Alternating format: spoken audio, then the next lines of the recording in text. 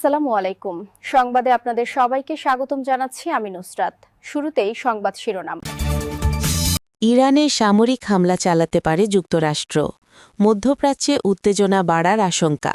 ইউক্রেনে রাশিয়ার নতুন হামলায় নিহত ৩। খামেনির পর কে আসবেন ইরানের নেতৃত্বে, জানালেন মার্কিন পররাষ্ট্রমন্ত্রী। নিষিদ্ধ হল ফিলিস্তিনি সাংবাদিকের টিকটক অ্যাকাউন্ট। দর্শক, এতক্ষণ শুনছিলেন সংবাদ শিরোনাম। এখন বিস্তারিত।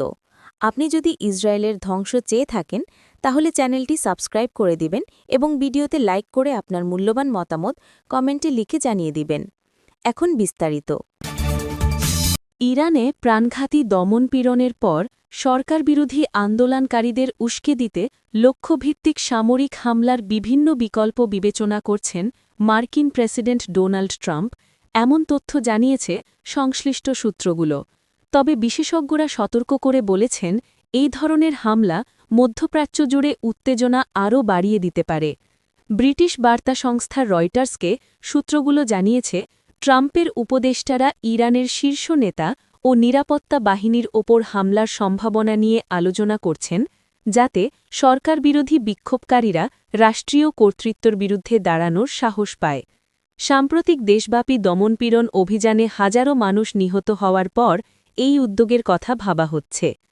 আলোচনায় থাকা বিকল্পগুলোর মধ্যে ইরানের ব্যালিস্টিক ক্ষেপণাস্ত্র ঘাঁটি বা পারমাণবিক সমৃদ্ধকরণ স্থাপনায় বড় পরিসরে হামলাও রয়েছে, যা দীর্ঘমেয়াদী কৌশলগত প্রভাব ফেলতে পারে। তবে এখনও কোনো চূড়ান্ত সিদ্ধান্ত নেওয়া হয়নি। মধ্যপ্রাচ্যে মার্কিন সামরিক উপস্থিতি বাড়ছে।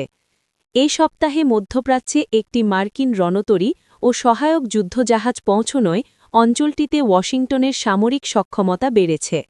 ট্রাম্প সতর্ক করে বলেছেন, ভবিষ্যতে যুক্তরাষ্ট্রের কোনো হামলা হলে তা গত জুনে ৩টি পারমাণবিক স্থাপনায় চালানো হামলার চেয়েও বড় হবে। তিনি নৌবহরটিকে ইরানের দিকে অগ্রসরমান একটি আর্মাডা হিসেবে বর্ণনা করেন। ইরানের প্রস্তুতি ও কূটনৈতিক অবস্থান। সম্ভাব্য সামরিক সংঘাতের জন্য প্রস্তুতি নিচ্ছে ইরান। একই সঙ্গে তারা কূটনৈতিক যোগাযোগও খোলা রাখছে বলে জানা গেছে। এক জ্যেষ্ঠ ইরানি কর্মকর্তা বলেন, পারস্পরিক সম্মানের ভিত্তিতে আলোচনায় তেহরান প্রস্তুত, তবে উস্কানি দেওয়া হলে তারা আগের চেয়ে অনেক বেশি শক্তভাবে আত্মরক্ষা করবে। ইরান দাবি করে তাদের পারমাণবিক কর্মসূচি পুরোপুরি বেসামরিক, যা পশ্চিমা দেশগুলো দীর্ঘদিন ধরেই প্রশ্নবিদ্ধ বলে মনে করে। জাতিসংঘে ইরানের মিশনও জানিয়েছে, জোর করে সংঘাতে ঠেলে দিলে নজিরবিহীন প্রতিশোধ নেওয়া হবে। হামলায় সরকার পতনের প্রশ্নে সংশয়। ইসরায়েলি কর্মকর্তারা মনে করেন, শুধু বিমান হামলা দিয়ে ইরানে সরকার পরিবর্তন ঘটানো সম্ভব কিনা তা নিয়ে সন্দেহ রয়েছে। যুক্তরাষ্ট্র ইসরায়েল সমন্বয়ে যুক্ত এক জ্যেষ্ঠ কর্মকর্তা বলেন, সর্বোচ্চ নেতা আয়াতুল্লাহ আলী খামেনিকে সরালেও শাসন ব্যবস্থা স্বয়ংক্রিয়ভাবে ভেঙে পড়বে না, দ্রুতই নতুন নেতৃত্ব উঠে আসবে। মার্কিন গোয়েন্দা মূল্যায়নেও বলা হয়েছে, বিক্ষোভ ও অর্থনৈতিক সংকটে সরকার দুর্বল হলেও এখনও শক্ত অবস্থানে রয়েছে। খামেনির প্রভাব ও ব্যাহত এভে। ৮৬ বছর বয়সী খামেনি দৈনন্দিন শাসন ও জনসমক্ষে উপস্থিতি কমিয়ে দিলেও যুদ্ধ, পারমাণবিক নীতি ও উত্তরাধিকার সংক্রান্ত চূড়ান্ত সিদ্ধান্তের ক্ষমতা তার হাতেই রয়েছে। তিনি ইসলামী বিপ্লবী গার্ড বাহিনীর ঘনিষ্ঠদের কাছে অনেক দায়িত্ব ন্যস্ত করেছেন, যার মধ্যে জ্যেষ্ঠ উপদেষ্টা আলী লারিজানিও রয়েছে। মানবাধিকার সংস্থা HRAN-এর হিসেবে সাম্প্রতিক এ বিক্ষোভে ইরানে ৫,৯৩৭ জন নিহত হয়েছেন, যার মধ্যে ২১৪ জন নিরাপত্তা সদস্য। ইরানি সরকারের হিসেব অনুযায়ী নিহতের সংখ্যা ৩,১১৭। উপসাগরীয় দেশগুলোর উদ্বেগ। উপসাগরীয় মিত্রদেশগুলো আশঙ্কা করছে, যুক্তরাষ্ট্রের হামলা হলে ইয়েমেনে ইরানপন্থী গোষ্ঠীর মাধ্যমে ক্ষেপণাস্ত্র বা ড্রোন হামলা হতে পারে। সৌদি আরব, কাতার, ওমান ও মিশর নাকি ওয়াশিংটনকে এ ধরনের পদক্ষেপ থেকে বিরত থাকার আহ্বান জানিয়েছে এবং তাদের আকাশসীমা ও ভূখণ্ড ব্যবহারের অনুমতি দেবে না বলে জানিয়েছে। এক আরব কর্মকর্তা সতর্ক করেন, যুক্তরাষ্ট্র ট্রিগার টানতে পারে, কিন্তু এর পরিণতি আমাদেরই বয়ে নিতে হবে। ইউক্রেন জুড়ে চালানো রাশিয়ার নতুন হামলায় অন্তত ৩ জন নিহত হয়েছেন। এছাড়া আহত হয়েছেন আরও কয়েকজন। বুধবার ২৮ জানুয়ারি দেশটির কর্তৃপক্ষ এ তথ্য জানিয়েছে। মঙ্গলবার ২৭ জানুয়ারি রাতের ভয়াবহ হামলার কয়েক ঘণ্টা পর নতুন এই হামলার খবর সামনে এলো। ওই হামলায় ইউক্রেন জুড়ে কমপক্ষে ১২ জন নিহত হন। ইউক্রেনীয় কর্তৃপক্ষ জানায়, ড্রোন হামলায় একটি ট্রেন লক্ষ্যবস্তু হলে ট্রেনের ৫ যাত্রী প্রাণ হারান। ইউক্রেনের প্রেসিডেন্ট ভলোদিমির জেলেন্সকি বলেন, এই ধারাবাহিক হামলা শান্তি প্রচেষ্টাকে ব্যাহত করছে। সেই সঙ্গে তিনি যুদ্ধবন্ধে মস্কোর উপর চাপ বাড়াতে মিত্রদের প্রতি আহ্বান জানান। কিয়েভ অঞ্চলের সামরিক প্রশাসনের প্রধান মাইকোলা পেলাশনিক টেলিগ্রামে জানান, বিলোগোরোদস্কা কমিউনিটিতে হামলায় একজন পুরুষ এবং একজন নারী নিহত হয়েছেন। পরে ইউক্রেনের জাতীয় পুলিশ জানায়, নিহত দম্পতির ৪ বছর বয়সী সন্তান ওই হামলায় আহত হয়েছে। এছাড়া আরও ৩ জন আহত হন।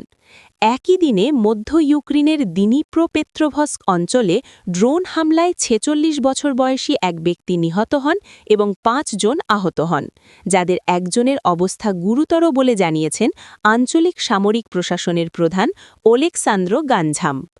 প্রাণঘাতী এসব হামলার ফলে প্রচণ্ড শীতের মধ্যে বহু ইউক্রেনীয় বিদ্যুৎহীন হয়ে পড়েছেন। যুক্তরাষ্ট্রের মধ্যস্থতায় যুদ্ধ অবসানের লক্ষ্যে গত সপ্তাহে সংযুক্ত আরব আমিরাতে রাশিয়া ও ইউক্রেনের প্রতিনিধিদের বৈঠক হলেও হামলা থামেনি। জেলেন্সকির মতে, শান্তি আলোচনার পরবর্তী দফা আগামী ১ ফেব্রুয়ারি অনুষ্ঠিত হওয়ার কথা রয়েছে। ইরানের পারমাণবিক কর্মসূচি নিয়ে প্রেসিডেন্ট ডোনাল্ড ট্রাম্পের নতুন করে দেওয়া কড়া হুঁশিয়ারির মধ্যেই ইরানের নেতৃত্ব পরিবর্তন নিয়ে মন্তব্য করেছেন যুক্তরাষ্ট্রের পররাষ্ট্রমন্ত্রী মার্কো রুবিও। তিনি বলেছেন, সর্বোচ্চ নেতা আয়াতুল্লাহ আলী খামেনিকে সরিয়ে দিলে ইরানের নেতৃত্ব কার হাতে যাবে তা কেউ নিশ্চিতভাবে বলতে পারে না। সিনেট কমিটির উদ্দেশ্যে দেওয়া বক্তৃতায় রুবিও বলেন, ইরানের শাসক পরিবর্তন ঘটানো ভেনেজুয়েলার মতো সহজ বিষয় নয়, যেখানে যুক্তরাষ্ট্র প্রেসিডেন্ট নিকোলাস মাদুরোকে ক্ষমতা থেকে সরাতে ভূমিকা রেখেছিল। তিনি বলেন, এটা কোনো ফ্রোজেন খাবার নয় যেটা মাইক্রো ওভেনে ঢুকিয়ে ২-২.৫ মিনিটে তৈরি হয়ে যাবে। এগুলো খুবই জটিল বিষয়। রুবিও আরও বলেন, খামেনি বা বর্তমান শাসন ব্যবস্থা পতন হলে এরপর কি ঘটবে সে বিষয়ে কোনো সহজ বা স্পষ্ট উত্তর কারো কাছে নেই। রুবিওর এই মন্তব্য এমন এক সময় সামনে আসলো যখন ট্রাম্প ইরানের পারমাণবিক কর্মসূচি নিয়ে তেহরানকে আবারও কঠোর সতর্কবার্তা দিয়েছেন। তিনি বলেছেন, আলোচনা ব্যর্থ হলে সামরিক পদক্ষেপ নেওয়া হতে পারে। জবাবে ইরান জানিয়েছে, যুক্তরাষ্ট্রের কোনো সামরিক অভিযানের ক্ষেত্রে তারা তাৎক্ষণিক ও শক্ত প্রতিক্রিয়া জানাবে।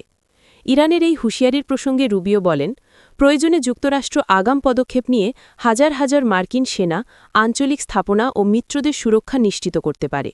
তবে তিনি আশা প্রকাশ করেন, পরিস্থিতি যেন সেই পর্যায়ে না যায়। যুক্তরাষ্ট্র ইরান উত্তেজনা। বুধবার নিজের সামাজিক যোগাযোগ মাধ্যম ট্রুথ সোশ্যালে ট্রাম্প জানান, ইউএসএস আব্রাহাম লিঙ্কন বিমানবাহী রণতরীর নেতৃত্বে একটি বড় মার্কিন নৌবহর ইরানের দিকে এগোচ্ছে। তিনি ইরানকে দ্রুত আলোচনায় ফিরে আসার আহ্বান জানিয়ে বলেন, পারমাণবিক অস্ত্র তৈরি বন্ধে একটি ন্যায্য ও সমতাভিত্তিক চুক্তিতে পৌঁছতে হবে। ট্রাম্প লেখেন, আশা করি ইরান দ্রুত আলোচনার টেবিলে আসবে। কোনো পারমাণবিক অস্ত্র নয়, সময় ফুরোচ্ছে। তিনি হুঁশিয়ারি দেন, ইরান রাজি না হলে পরবর্তী হামলা আগের চেয়েও ভয়াবহ হবে। বক্তব্যে স্পষ্ট করা হয়েছে যে কূটনৈতিক ব্যর্থ হলে সামরিক চাপ এখনও একটি বিকল্প। সাম্প্রতিক সময়ে ইরানের মানবাধিকার পরিস্থিতি নিয়ে উদ্বেগ থাকলেও হোয়াইট হাউসের বক্তব্যে এখন পারমাণবিক ইস্যুই প্রধান গুরুত্ব পাচ্ছে। ইরান অবশ্য সামরিক হুমকির মধ্যে আলোচনা সম্ভব নয় বলে জানিয়ে দিয়েছে। দেশটির রাষ্ট্রীয় গণমাধ্যমের বরাতে পররাষ্ট্রমন্ত্রী সাইয়েদ আব্বাস আরাকচি বলেন, হুমকির পরিবেশে কোনো আলোচনা হতে পারে না। তিনি যুক্তরাষ্ট্রের চাপ প্রয়োগের কৌশলকে অকার্যকর ও উল্টো ফলদায়ক বলে মন্তব্য করেন। ইরান আরও সতর্ক করেছে যে কোনো মার্কিন সামরিক হামলা হলে কঠোর প্রতিশোধ নেওয়া হবে এবং তা বৃহত্তর সংঘাতের সূচনা হতে পারে, যার প্রভাব যুক্তরাষ্ট্রের স্বার্থ ও আঞ্চলিক মিত্রদের ওপর পড়বে। ফিলিস্তিনি সাংবাদিক বিসান ঔদারের টিকটক অ্যাকাউন্ট স্থায়ীভাবে নিষিদ্ধ করা হয়েছে। অ্যাকাউন্টটিতে কমপক্ষে ১৪ লাখ অনুসারী ছিল। বুধবার ২৮ জানুয়ারি গাজা থেকে ধারণ করা একটি ভিডিও বার্তায় ইনস্টাগ্রাম ও এক্সে বিষয়টি জানান এমি পুরস্কারপ্রাপ্ত এই সাংবাদিক। তিনি কাতার ভিত্তিক সংবাদ মাধ্যম আল জাজিরা ডিজিটাল প্ল্যাটফর্ম এজে প্লাসের নিয়মিত কন্ট্রিবিউটর। ভিডিওতে বিসান বলেন, টিকটক আমার অ্যাকাউন্ট মুছে দিয়েছে। আমি ভেবেছিলাম আগের মতো কিছু সীমাবদ্ধতা আসবে, কিন্তু চিরতরে নিষিদ্ধ করা হবে তা আশা করিনি। আল জাজিরা এ বিষয়ে টিকটকের কাছে ব্যাখ্যা চেয়ে প্রশ্ন পাঠিয়েছে, তবে এখনও কোনো জবাব পায়নি। বিসানের ভিডিও প্রকাশের কয়েক ঘণ্টা পর টিকটকে একই ব্যবহারকারী নামের একটি অ্যাকাউন্ট দৃশ্যমান ছিল, যেখানে লেখা ছিল কিছু ব্যবহারকারীর কাছে অস্বস্তিকর হতে পারে এমন পোস্টগুলো অনুপলব্ধ। ওই অ্যাকাউন্টে সর্বশেষ পোস্ট দেখা যায় 2025 সালের 20 সেপ্টেম্বরের গাজায় যুদ্ধবিরতি কার্যকর হওয়ার প্রায় 3 সপ্তাহ আগে। ভিডিও বার্তায় বিসান এই নিষেধাজ্ঞার পেছনে সাম্প্রতিক রাজনৈতিক ও কর্পোরেট পরিবর্তনের কথা উল্লেখ করেন। তিনি ইসরায়েলের প্রধানমন্ত্রী বেনিয়ামিন নেতানিয়াহুর মন্তব্য এবং টিকটকের যুক্তরাষ্ট্রের শাখার নতুন সিইও অ্যাডাম প্রেসারের বক্তব্যের দিকে ইঙ্গিত করেন।